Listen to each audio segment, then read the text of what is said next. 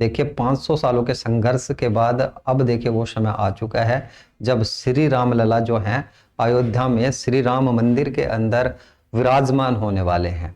तो देखिए इसी के बेस पर ये वीडियो बनने वाली है और आपकी एग्जाम की दृष्टि से भी ये वीडियो बनने वाली है कि आपके एग्जाम में इस वीडियो से संबंधित या इस टॉपिक से संबंधित क्या क्या क्वेश्चन पूछे जा सकते हैं, उसी को हम एक नजर में देखेंगे कि जो श्री राम मंदिर है, श्री राम मंदिर किस तरह से बनकर आया है, कौन इसके वास्तुकार हैं, कौन इसके मूर्तिकार हैं और मूर्ति की क्या क्या विशेषताएं हैं।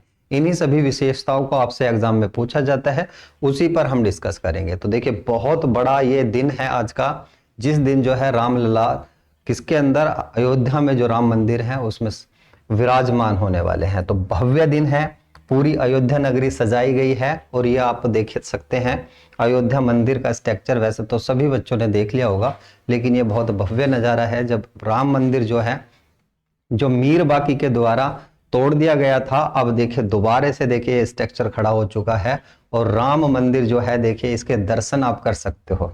चलिए तो बात करेंगे उन चीजों पर, उन पॉइंटों पर जो आपसे एग्जाम में पूछी जा सकती है।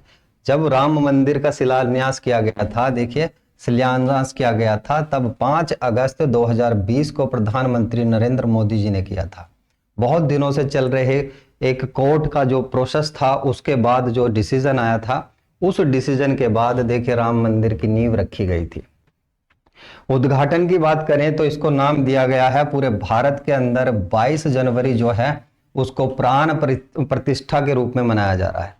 तो प्राण प्रतिष्ठा का दिन है 22 जनवरी। हो सकता है आपसे सीधा सीधा एग्जाम में ये पूछ ले कि प्राण प्रतिष्ठा जो है वो किस दिन मनाई गई है, तो 22 जनवरी को मनाई गई है। वास्तुकार यदि आपसे एग्जाम में पूछता है तो वास्तुकार, इस मंदिर के वास्तुकार जो हैं, इस मंदिर के वास्तुकार चंद्रकांत बी सोमपुरा है। यदि निर्माण की बात करें तो निर्माण में भारत में देखिए बहुत जो इंफ्रास्ट्रक्चर का काम करती है लार्सन एंड टर्बो, L&T के नाम से आपने देखी होगी इस कंपनी को, जो भारत के अंदर ज्यादातर मेट्रो का जो काम है उसको भी संभालती है। निर्माण शैली की बात करें, निर्माण कौन सी शैली में बना है, तो ये जो मंदिर का स्ट्रक्चर आप देख रहे हो ये निर्माण है नागर शैली का। और देखिए भारत के अंदर 2 तरह की शैली मिलती है, एक तो नागर शैली और दूसरी शैली आ जाएगी आपकी द्रविड़ शैली। द्रविड़ शैली कहां देखने के लिए मिलती है, तो द्रविड़ शैली आपको दक्षिण भारत के अंदर, दक्षिण भारत में मिलती है। और नागर शैली जो है, देखिए नागर शैली आपको देखने के लिए मिलती है उत्तर भारत के अंदर।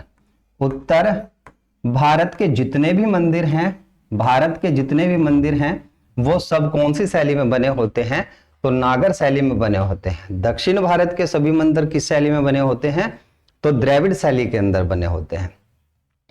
कुल क्षेत्रफल आपसे कभी नहीं पूछेगा, ये 4-5 क्वेश्चन आपसे बनाएगा, ज्यादा आपको पढ़ने की आवश्यकता नहीं है कि कुल क्षेत्रफल कितना रहा है।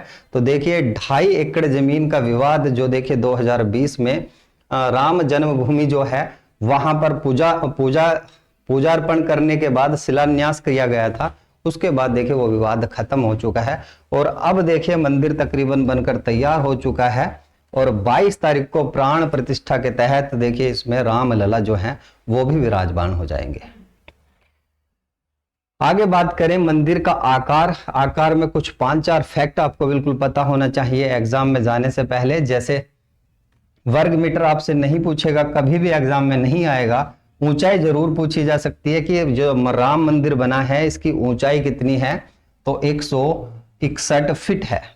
कुल खंबे इंपोर्टेंट है, ये जो स्तंभ आप देख रहे हो, ये जो स्तंभ हैं, ये स्तंभ जो हैं ये हैं 392। कुल द्वार है इसके अंदर 44 द्वार है, हो सकता है पूछ ले एग्जाम में। मंजिलों की बात करें तो 3 मंजिला इसको बनाया गया है। मंडप बहुत इंपॉर्टेंट है, आपसे पूछे जाएंगे एग्जाम में। और ग्रेजुएशन के जो एग्जाम होंगे उसमें तो आपको टाइप भी पता होना चाहिए। 5 मंडप हैं इसके, नृत्य, रंग, सभा, प्रार्थना और कीर्तन मंडप। इस तरह से 5 मंडप इसके बताए गए हैं कि इसके अंदर 5 मंडप हैं जो आपको पता होने चाहिए। आगे बात करें मूर्ति, क्योंकि विशेषता केवल मूर्ति में है। सबसे ज्यादा जो आकर्षण का केंद्र बनी हुई है ये राम लला जी की मूर्ति है, जो विशेष आकर्षण का कारण बनी हुई है। श्याम रंग के पत्थर से यानी कि एक ब्लैक पत्थर से इसको बनाया गया है और इस मूर्ति का वजन से आप अंदाजा लगा सकते हो कि इसका जो क्वालिटी है वो कितनी बेटर क्वालिटी में बनाया गया है। ये बहुत इंपॉर्टेंट, मतलब बहुत इंपॉर्टेंट नहीं कह सकते इसको, बहुत ही अट्रैक्टिव मूर्ति बनाई गई है और बहुत ही ऐसी मूर्ति बनाई गई है कि हजारों लाखों वर्षों तक भी इस मूर्ति पर कोई इफेक्ट नहीं पड़ने वाला प्रकृति का। 51 इंच की, मात्र 51 इंच की मूर्ति का जो वजन है 1.5 टन है, 1.5 टन 1.5, या ये कहें कि 1500 किलो, 1500 किलो वजन है। ये केवल आपको नॉलेज के लिए बता रहा हूं, आपसे एग्जाम में ये भी नहीं पूछेगा कि मूर्तिकार कौन है। मूर्तिकार हैं अरुण योगीराज, कर्नाटक के रहने वाले हैं, जिन्होंने इस मूर्ति को गढ़ा है। जो डिजाइन तैयार किया गया है, ये मूर्तिकार हैं अरुण योगीराज। वजन की बात करें, देखिए इसका वजन 1500 किलोग्राम है भाई बच्चों, ये यहां पर गलत लिखा हुआ है, 1500, 1.5 टन बताया जा रहा है, 1.5 टन। ऊंचाई देखिए 51 इंच या 4.24 फीट है इसकी ऊंचाई और चौड़ाई इसकी 3 फीट है। शैली कौन सी है, वेरी वेरी इंपॉर्टेंट है, वेरी वेरी इंपॉर्टेंट शैली है जो एक कृष्णन शैली में बना हुआ है। और यहां मैंने बताया था, देखिए मंदिर कौन सी शैली का है, तो मंदिर ये नागर शैली का है। और इसके जो वास्तुकार हैं मंदिर के, ये चंद्रकांत सोमपुरा जी हैं। एक तो ये आपके लिए इंपॉर्टेंट है बहुत, एक तो ये इंपॉर्टेंट है आपके लिए, बहुत इंपॉर्टेंट है, किस कंपनी के द्वारा निर्माण करा गया ये इंपॉर्टेंट है, नागर शैली इंपॉर्टेंट है जिस शैली में मंदिर बना है, और एक ये आपके लिए काफी इंपॉर्टेंट है कि ये जो मूर्ति है रामलला जी की, ये मूर्ति कौन सी शैली में बनी हुई है, तो कृष्ण शैली के अंदर ये मूर्ति बनी हुई है। आगे बात करें तो ये देखिए जो मूर्ति है इसकी कुछ विशेषताएं हैं जो आपको थोड़ी बहुत नॉलेज के रूप में पता होनी चाहिए। हो सकता है कल के दिन आपसे एग्जाम के अंदर जो भगवान विष्णु हैं उनके अवतार पूछ लिए जाएं। 10 अवतार थे, बताए जाते हैं कि, हालांकि ये क्वेश्चन एग्जामों में पूछा भी जा चुका है, भगवान विष्णु के कुल कितने अवतार माने जाते हैं, तो 10 अवतार माने जाते हैं। ये 10 अवतार इसके अंदर दिखाए गए हैं, राइट और लेफ्ट साइड में दिखाए गए हैं ये अवतार, जिसमें परशुराम, राम, कृष्ण, बुद्ध और कल्कि, मत्स्य, कूर्म, वराह, नरसिंह और वामन अवतार ये इधर दिखाए गए हैं। ऊपर की साइड जो है देखिए इस तरह से चक्र को दिखाया गया है, शंख को दिखाया गया है, ओम को, स्वास्ति ओम को दिखाया गया है, और स्वास्ति को दिखाया गया है यहाँ पर, ओम को इधर दिखाया गया है, और देखिए गदा को दिखाया गया है। स्वास्तिक आप देख सकते हो जो राम का चिन्ह है, और इधर आप देख सकते हो जो शंकर भगवान जी का चिन्ह है, ये है ओम। तो इस तरह से दिखाया गया है।